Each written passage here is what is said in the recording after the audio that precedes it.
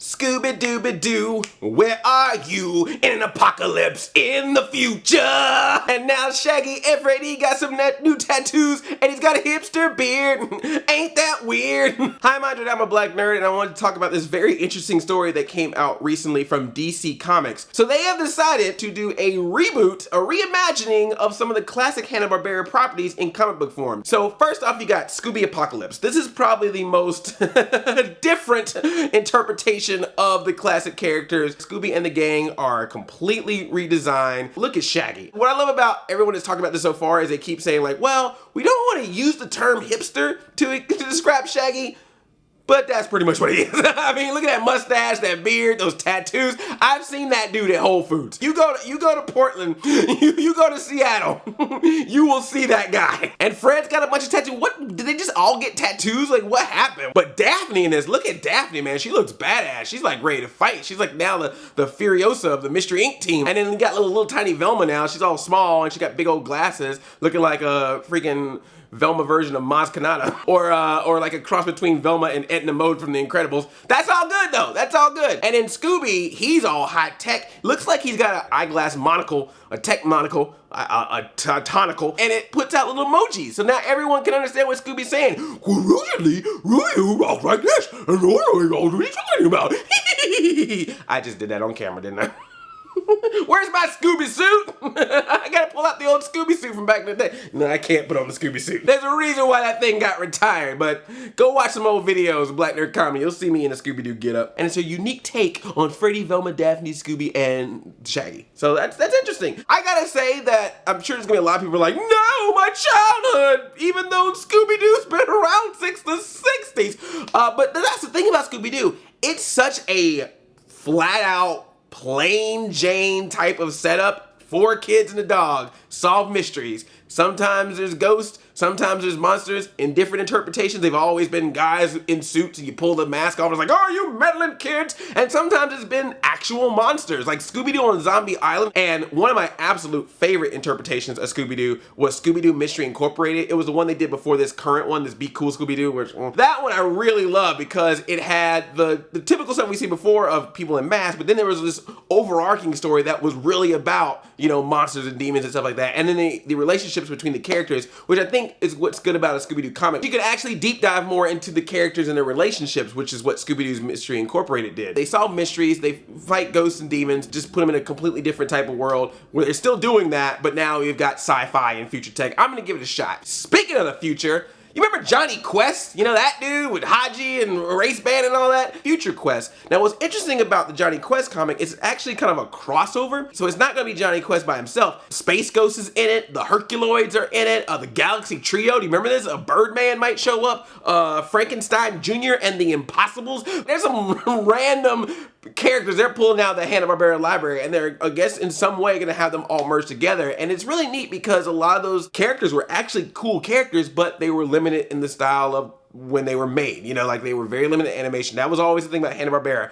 As little animation as possible. So to bring those back in comic book form, give them a little bit of a, you know, stronger, deeper, grittier interpretation, and then adding it with Johnny Quest as the central figure who's around all of it, that could be pretty interesting. I'm curious to see how the crossover happens. Like, is Johnny gonna travel to the future? Is it just gonna be him like he usually looks, but they just made it in the future? Is he gonna be going to different dimensions? I'm curious of how they're gonna set that up. I'm very intrigued. You know what? Let's have some fun with this. I want you guys to write in the comments, or you can tweet me at Black Nerd. Use the hashtag cartoon crossover. I want you to pick 2 completely random cartoons, just any 2 that you want. And in a future video, I'm gonna read your suggestions and I'm gonna come up with, on the spot, premises on how those cartoons can cross over. I'm gonna make cartoon crossovers based on what you guys send me. It'll be a cartoon crossover challenge. Now this was just a no-brainer. Someone just was like, hey, we like Mad Max. Warner Brothers has Mad Max. What's something else that has cars in it? Well, there's a show back in the day called Wacky Races. Done! Wacky Raceland, here we come. They're not even trying to hide it. They're like, Mad Max with Wacky Races. Done. Look, it's even in the press release. They're like, take the Anthill Mob, Penelope Pitstop, and Dick Dastardly, mix in a healthy dose of Mad Max, and you get this dark and gritty take on Hanna-Barbera's Wacky Races. And vehicle designs are from Mark Sexton, who worked on Mad Max Fury Road. They try to make this a movie. I know what's going on here. It's gonna happen. Watch, man. Penelope Pitstop and Dick Dastardly and the Anthill Mob and the Gruesome Twosome. They all gonna be up in some movie, Wacky Races, coming to your theaters. Boom, May 6, 2016. My name is Dick. Dick Dastardly. I run the race. The Wacky Race. The Flintstones apparently is on the list. Thinking about the Flintstones, it was always like, well, what are the social issues that are happening? Do it with Stone Age times. So that's what's probably gonna happen here. They're gonna probably take some of the stuff that we're having in our lives today, put them in the prehistoric times of the Flintstones in some funny, creative way. So that could be interesting. It's a unique perspective on everyone's modern Stone Age family. I'm excited about a Flintstone comic, but I do have to say, just straight up honesty, I gotta get used to these designs. It's because I'm very used to the very cartoony Flintstone designs. So to see them like this, you know what this reminds me of? You know how on DeviantArt, they'll take a cartoon character, something that looks really cartoony, and says, what would they look like if they were really human? Like, what would The Simpsons look like or Family Guy look like if they were actual people? That's what this kind of reminds me of. Because, Fred Flintstone had that big head, and then, and then Barney was all short, and Wilma had that really tight waist and a big old bun. And now it's like, oh, so that's how they would look like as people. And Pebbles and Bam Bam are in it. Bam, bam, bam, bam, bam. Have you ever realized that Bam Bam and Superman have pretty much the exact same origin story? We don't know where he came from. He just showed up. This couple takes him in as their child, and he has crazy strength. It's freaking Superman, dude. So I thought I was done. I thought I was like, all right, I'm gonna talk about these comics and I can move on about my business. But let me just check the internet just one more time, just to see if I can find any more information about these comics. And the first thing that I see when I open up my browser is new cartoon coming to Cartoon Network with the Justice League. Say what? Yes!